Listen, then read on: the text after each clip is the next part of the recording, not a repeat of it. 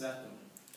Gabonaises, Gabonais, chers compatriotes, ce mercredi 29 octobre 2014 paraît en France Les Nouvelles Affaires africaines, le dernier livre du journaliste d'investigation français Pierre Péan, connu entre autres pour avoir écrit un premier livre intitulé Affaires africaines, paru en 1983 et lequel avait été interdit de vente au Gabon.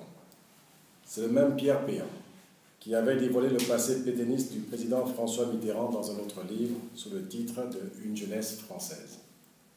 Ce nouveau livre, dont nous n'avons lu que quelques extraits sur les réseaux sociaux, nous révèle avec force détail qu'Ali Bongo ne serait pas né d'Albert Bernard Bongo ou Omar Bongo Ondimba, c'est selon, et de Joséphine Kama comme lui-même et son entourage le prétendent à travers une très contestable transcription d'acte de naissance signée à la hâte par le maire du 3e arrondissement de Libreville, quelques jours avant le décès du président Omar Bongo Ondimba. Le livre de Pierre Péan révèle en fait qu'il aurait été adopté et serait originaire du Biafra. Cela pose, vous en conviendrez, une fois pour toutes la question de qui est M. Ali Bongo Ondimba et de son éligibilité à la présidence de la République selon les termes de l'article 10 de la Constitution, dont lui-même a corsé les conditions d'éligibilité pour l'accès à cette fonction. Ces révélations sont tellement graves que l'Union nationale a décidé d'attendre d'avoir lu ce livre pour prendre solennellement position dans les jours à venir sur ce que risque de devenir la plus grande imposture de l'histoire politique du Gabon.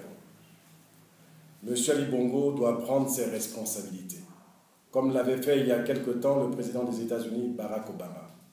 Il devra s'expliquer sur ses origines et sur le faux acte de naissance fait en mai 2009 à la mairie du 3e arrondissement de Libreville. C'est le moins que l'on puisse attendre de lui dans des circonstances aussi graves. D'ores et déjà, l'Union nationale exhorte les Gabonaises et les Gabonais qui le peuvent à se procurer ce livre, à le lire, à le traduire, si besoin dans toutes les langues du pays, afin que chaque Gabonais, sur toute l'étendue du territoire national, soit informé de cette situation et mis devant ses responsabilités citoyennes.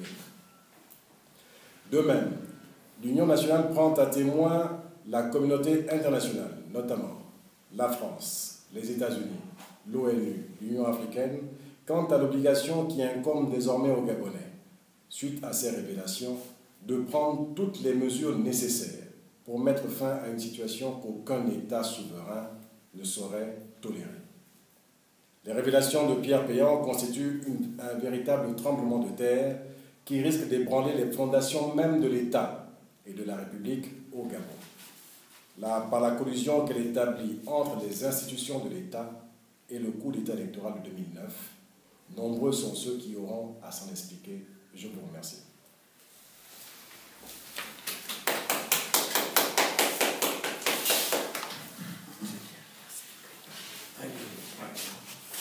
L'intervention